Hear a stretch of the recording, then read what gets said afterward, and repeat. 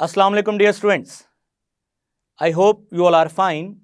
Students, आज हम 2.15 lecture में चैप्टर नंबर 2 की एक्सरसाइज सॉल्व करेंगे और अगेन सीक्वेंस के मुताबिक पहले हम true and false, filling the blank, ये एमसीक्यूज को देखेंगे और सेकेंड लेक्चर में हम short questions and long questions को थोरली डिस्कस करेंगे। So let's move toward white board. जी स्टूडेंट्स, तो आज हम अपना लेक्चर स्टार्ट करेंगे 2.15 जिसमें हम एक्सरसाइज को शुरू करेंगे और एक्सरसाइज के फर्स्ट ऑफ ऑल हम filling the blank, true and false and multiple choice question देखेंगे। तो स्टूडेंट्स ऐसा है, first filling the blank, alkali metals are blank. यहाँ पे एक्चुअली ब्लैंक आती थी जो कि मिसिंग है, तो हम यहाँ पे ब्लैंक पुट कर देंगे। यहाँ पे blank are reactive than alkaline earth metal. तो alkali metals are more reactive than alkaline earth metals. तो स्टूडेंट्स यहाँ पे वर्ड आता था मोर, जो कि ब्लैंक के मिस होने की वजह से मैंने ऊपर लिखा। इस जगह पे आप अपनी टेक्स्ट बुक से देख सकते हैं। Second filling the blank, alkali metals decompose water vigorously and producing dash and hydrogen.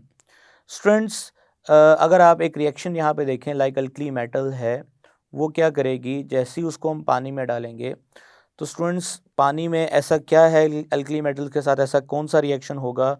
तो स्टूडेंट्स वाटर, तो ये मेटल क्या करेगी, इलेक्ट्रॉन ट्रांसफ़र करेगी हाइड्रोजन को।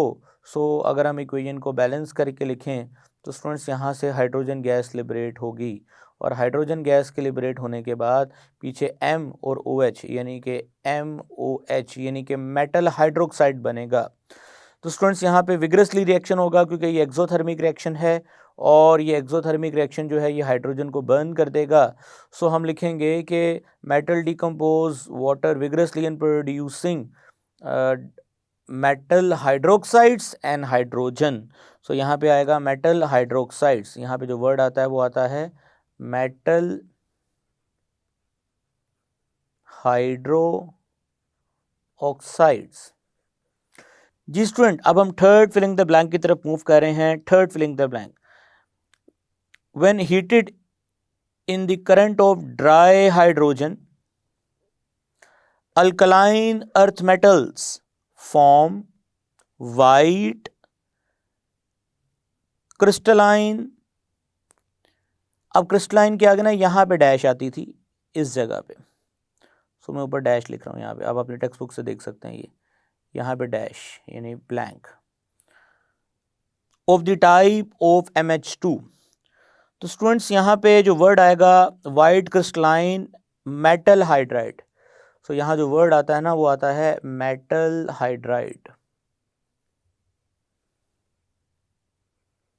जी, अब ज़रा देख सकते हैं आप कि जब हम करंट यानी कि of when heated in a current of dry hydrogen, hydrogen का जो करंट है आप उसका जब भी मेटल के साथ रिएक्शन कराएंगे लाइक मैग्नीशियम के साथ, तो स्टूडेंट्स बदले में आपको मैग्नीशियम हाइड्राइड मिलेगा और जो कि वाइट क्रिस्टलाइन मेटेलिक हाइड्राइड, यानी यहाँ पे मेटल हाइड्राइड भी आ सकता है और ये क्रिस्टलाइन और ओफ के दरमियान में ब्लैंक है और विद टाइप ऑफ MH2 यानी MgH2 को MH2 भी लिखा जा सकता है जनरल फॉर्म में।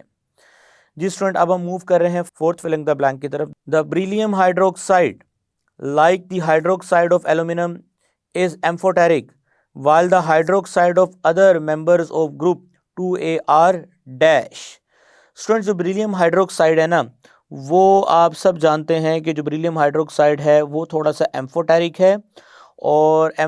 है और जबकि बाकी ग्रुप 2A के जो हाइड्रोक्साइड्स है ना are basic. So are basic, यहाँ पे वर्ड दोबारा आएगा, the beryllium hydroxide like the hydroxide of aluminum is amphoteric while the hydroxide of other members of group 2A are basic। जी, fifth MCQ, the elements of the group first A are termed as alkali metals because their dash are alkalines। Students, इनके जो oxides है ना, because their oxides are alkalines, because their oxides are alkalines, या oxides भी word आ सकता है यहाँ पे, या यहाँ पे सोल्यूशन का वर्ड भी आ सकता है। स्टूडेंट यहाँ पे ऑक्साइड का वर्ड भी आ सकता है या सोल्यूशन का वर्ड भी आ सकता है। The elements of group first A are termed as alkali metals because their oxides या सोल्यूशंस आर अल्कलाइन। जी student, next filling the blank की तरफ चलते हैं। Spodumene is an ore of dash metal. Student, जो स्पोडमिन है वो आप लोग जानते हैं, आपको अकरेंस ऑफ लिथियम, लिथियम की ये ओर है जिसमें से आप लिथियम को एक्सट्रैक्ट कर सकते हैं। जी स्टूडेंट, अब हम मूव करते हैं 7th MCQ की तरफ। Alkali metals nitrates on heating give the corresponding dash and oxygen. जी स्टूडेंट्स, यहाँ पे जो वर्ड आता है वो आता है नाइट्राइट्स, नाइट्राइट्स, नाइट्राइट्स। अब यहाँ पे समझने वाली बात क्या है कि जो नाइट्रेट्स हैं वो होते हैं NO3-1 और नाइट्राइट्स होते हैं स्टूडेंट्स NO2-1। तो NO3-1 को NO2-1 में कन्वर्ट करने को ही नाइट्रेट को नाइट्राइट्स में कन्वर्ट करना कहते हैं। सो स्टूडेंट्स, अल्कली मेटल्स के जो नाइट्रेट्स हैं उनको हीट किया जाएगा। लाइक अगर आप सोडियम नाइट्रेट को हीट करते हो तो स्टूडेंट्स आपको हीट करने पे सोडियम नाइट्राइट मिलेगा और बदले में साथ में ऑक्सीजन गैस भी मिलेगी। ये बात आपको अच्छे से समझा चुके हैं। नेक्स्ट ब्लैंक है जी, sodium carbonate .H2O is a chemical formula of mineral of sodium which is known as natron. Students, इसको नेट्रॉन भी कहते हैं। यहाँ पे वर्ड आएगा NATRON, नेट्रॉन। जी स्टूडेंट, नेक्स्ट MCQ है, metallic bicarbonates are decompose on heating into their carbonates along with dash and dash. Students, जो मेटालिक कार्बोनेट हैं, लाइक अगर आप मेटालिक कार्बोनेट की बात करते हैं, कार्बोनेट्स, मेटालिक बाइकार्बोनेट्स और या कार्बोनेट्स की बात करें तो जब आप उनको हीट करेंगे, मसलन फॉर एग्जांपल कैल्शियम कार्बोनेट या कैल्शियम बाइकार्बोनेट, इनको हीट करेंगे तो स्टूडेंट्स यहाँ से एक तो कार्बन डाइऑक्साइड गैस निकलेगी, साथ में वाटर रिलीज होगा और रेलेवेंट जो भी मेटल है उसका ऑक्साइड भी बनेगा। यहाँ पे लाइक कैल्शियम ऑक्साइड भी बन सकता है। सो कहने का मतलब ये है कि एक्चुअली यहाँ पे जो सिग्निफिकेंट रिएक्टेंट्स हैं, प्रोडक्ट्स हैं, वो हैं कार्बन डाइऑक्साइड एंड वाटर। जी स्टूडेंट्स, नेक्स्ट MCQ की तरफ हम चलते हैं। Metal nitrates other than alkali metals, metal nitrates other than alkali metal on heating decompose into the corresponding metal dash along with the evolution of nitrogen peroxide and oxygen। जी students, metal nitrates other than alkali metals on heating decompose into corresponding metal oxides along with evolution of nitrogen peroxide and oxygen।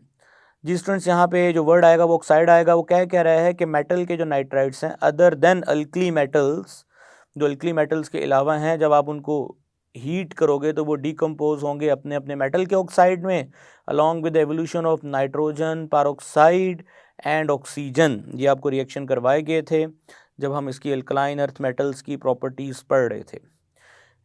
जी students, filling the blank मुकम्मल करने के बाद अब हम move करेंगे indicate true and false, यानी गलत और सही की तरफ।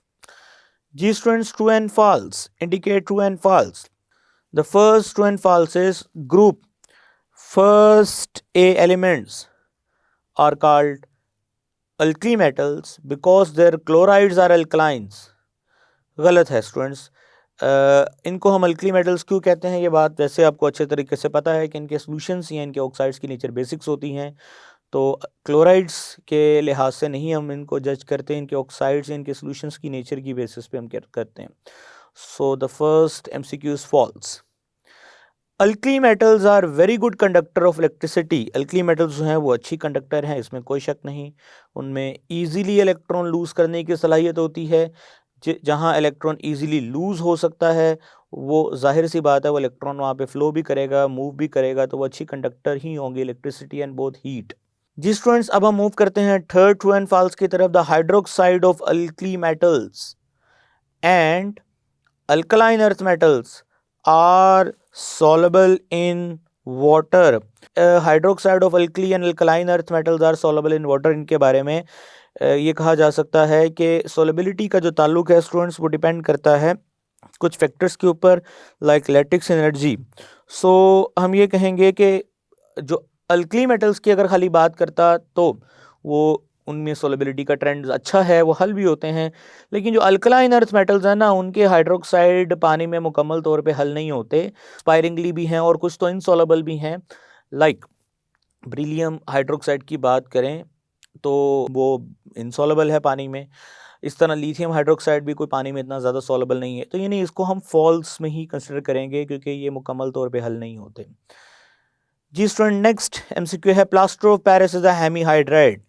बिल्कुल ठीक बात कर रहे हैं. अगर आपको प्लास्टर ऑफ पेरिस का फार्मूला आता है तो कैल्शियम सल्फेट डॉट ½ H2O, या इसको आप चाहें तो ऐसे भी लिख सकते हैं, कैल्शियम सल्फेट ट्वाइस NH2O. जी स्टूडेंट्स, अब हम मूव करते हैं नेक्स्ट, यानी कि ये ट्रू है, बिल्कुल ट्रू है.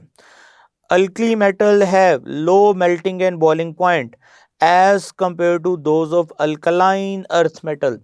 स्टूडेंट्स, ये बात बिल्कुल ठीक है, ट्रू है कि मेटल्स में मेल्टिंग बॉइलिंग पॉइंट का ताल्लुक साइज, यानी कि बड़े साइज के अंदर बाइंडिंग एनर्जी कम होती हैं.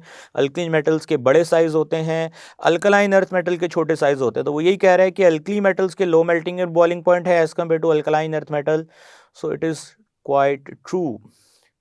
Lithium carbonate is decomposed to its oxide, but the carbonate of other alkali metals stable toward heat.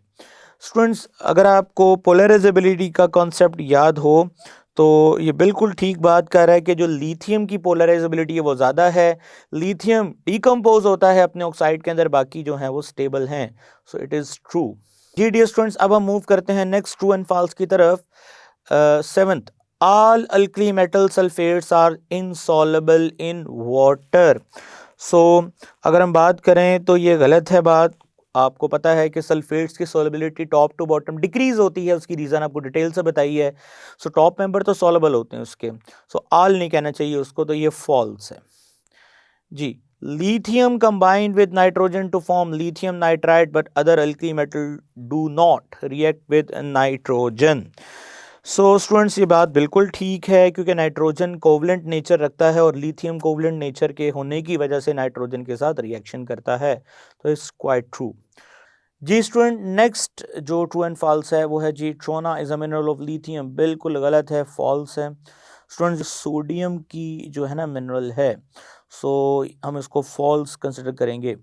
Ji false, जबकि ये सोडियम के मिनरल है. जी स्टूडेंट, अब हम 10th MCQ की तरफ मूव करते हैं. Alkaline earth metals are stronger reducing agent than alkali metals. तो ये फॉल्स है. उसकी रीज़न क्या है स्टूडेंट्स? जो अल्कलाइन अर्थ मेटल है उनका साइज छोटा होता है, उनके लिए इलेक्ट्रॉन देना मुश्किल है. अल्कली मेटल्स के लिए इलेक्ट्रॉन देना आसान है. जो मेटल इलेक्ट्रॉन देगी वही तो दूसरे को रिड्यूस करेगी ना, रिडक्शन करेगी. तो रिडक्शन के लिए इजीली इलेक्ट्रॉन कौन दे सकता है? Alkali metals. तो वो स्ट्रॉन्गर हैं as compare to alkaline earth metal जिनका साइज छोटा है, इनके लिए इलेक्ट्रॉन देना थोड़ा मुश्किल है. सो स्टेटमेंट गलत है, तो ये फॉल्स. जी स्टूडेंट्स, अब हम मूव करते हैं एमसीक्यूज की तरफ. Which one of the following does not belong to alkaline earth metal? इनमें से कौन है जो अल्कलाइन अर्थ मेटल से बिलोंग नहीं करता? तो स्टूडेंट्स, फर्स्ट एमसीक्यू का अगर आप आंसर देखें तो इसमें जो राइट आंसर है वो है Rn यानी रेडॉन. स्टूडेंट्स, ये एक नोबल गैस है और यानी नोबल गैस का मतलब ये है कि इसका ताल्लुक नोबल फैमिली के साथ है, यानी ग्रुप 0 ग्रुप यानी 8th ग्रुप के साथ है, 8th A ग्रुप के साथ है. सो ये जो है ये अल्कलाइन अर्थ मेटल का हिस्सा नहीं है.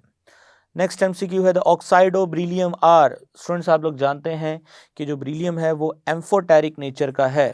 So oxides of beryllium are amphoteric in nature.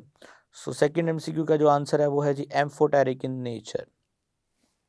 जी स्टूडेंट्स, अब हम मूव कर रहे हैं नेक्स्ट एमसीक्यू की तरफ, which is third MCQ. Which ion have the maximum value of heat of hydration? Students आप सब जानते हैं कि जो हाइड्रेशन एनर्जी डायरेक्टली प्रोपोर्शनल है वो चार्ज और इन्वर्सली प्रोपोर्शनल है साइज़ के। तो स्टूडेंट्स ऐसा है कि अगर आप नोटिस करें तो यहाँ पे मैग्नीशियम एक मेटल है जिसका चार्ज भी ज़्यादा है, यानी हाइड्रेशन एनर्जी ज़्यादा होगी चार्ज के एतबार से, और कम साइज़ है उसका। सबसे कम साइज़ का मतलब है कि उसकी हाइड्रेशन एनर्जी ज़्यादा होगी। तो स्टूडेंट्स इसका जो राइट आंसर है वो है मैग्नीशियम। जी स्टूडेंट्स, अब हम मूव करते हैं नेक्स्ट एमसीक्यू की तरफ। Which one of the following is not an alkali metal? इनमें से कौन है जो अल्कली मेटल नहीं है? स्टूडेंट्स, जो हमारे पास रेडियम है, रेडियम ये अल्कली मेटल में शामिल नहीं। अगर आप अल्कली मेटल्स के नाम जहन में अगर आपके हैं, lithium, potassium, lithium, sodium, potassium, rubidium, caesium, francium, rubidium, तो रेडियम जो है ना वो जो है वो अल्कली मेटल्स का हिस्सा नहीं है। तो राइट आंसर इज डेल्टा। जी स्टूडेंट्स, अब हम मूव कर रहे हैं नेक्स्ट एमसीक्यू की तरफ। Which one of the following sulphate are not soluble in water? इनमें से कौन सा सल्फेट है जो पानी में हल नहीं हो सकता? सो स्टूडेंट्स, अब अगर आप जानते हैं टॉप टू बॉटम सल्फेट्स के केस में, टॉप टू बॉटम आप लोगों ने पढ़ा था कि सॉलेबिलिटी का ट्रेंड, सॉलेबिलिटी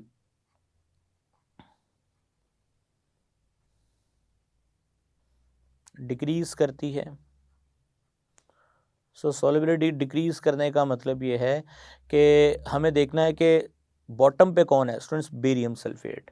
सो जो बेरियम सल्फेट है ना, हम कहेंगे ये पानी में जो है वो all metal sulphates are soluble in water, zinc sulphate is also soluble, but जो बेरियम सल्फेट है ना due to decrease in solubility. अच्छा, अब इसका डिटेल से अगर आपने कॉन्सेप्ट पढ़ना है तो आप रेलेवेंट टॉपिक में सीख सकते हैं। मैंने आपको वहाँ डिटेल बताई थी कि क्यों ऐसा है कि बाकी जो सॉल्ट्स हैं उनकी सोलेबिलिटी टॉप टू बॉटम बढ़ती है और यहाँ पे कम हो रही है। जी student, 6 MCQ। The element caesium bears resemblance with calcium, chromium, both of the above, none of the above. तो स्टूडेंट्स इसका राइट आंसर है नन ऑफ द अबव। उसकी रीज़न क्या है कि जो सीजियम है, सीजियम के बिल्कुल या तो उसके ग्रुप का ही कोई एलिमेंट होता तो वो राइट आंसर होता, या उसका अगर कोई डायगोनल रिलेशन में होता, लाइक यानी ग्रुप 1A में से ग्रुप 2A में से अगर बात करें तो जो रेडियम है स्टूडेंट्स वो इसके डायगोनल रिलेशन पे आ रहा है। सो वो भी ऑप्शन में नहीं है, तो इसका जो प्रोबेबल आंसर बनता है वो है नन ऑफ अबव। जी स्टूडेंट्स, अब हम मूव करते हैं नेक्स्ट एमसीक्यू की तरफ। Chile saltpetre has a chemical formula. जी, चिली सॉल्ट पेटर का क्या केमिकल फॉर्मूला है? स्टूडेंट्स, सब जानते हैं कि जो चिली साल्ट पेटर है वो NaNO3, ये काफ़ी दफ़ा बोर्ड में MCQ भी आया है, ये इसका राइट आंसर है। आपने इसको ओड्स यानी मिनरल्स ऑफ सोडियम में भी डिस्कस किया था। Next MCQ, the calcium sulphate dot 2H2O has the general name. इसका जनरल नेम क्या है? स्टूडेंट्स, आप लोगों ने ये बात पढ़ रखी है, इसको जिप्सम का नाम भी देते हैं, और इसका जो हेमीहाइड्रेट है इसको प्लास्टर ऑफ पेरिस भी हमने बोला था। Down cell is use to prepared. Students, जो डाउन सेल है वो किस काम आता है? To extract sodium metal, sodium metal को एक्सट्रैक्ट करने के काम आता है। ये भी आपको अच्छे से समझा चुके हैं। स्टूडेंट्स, अब हम नेक्स्ट MCQ की तरफ चलते हैं।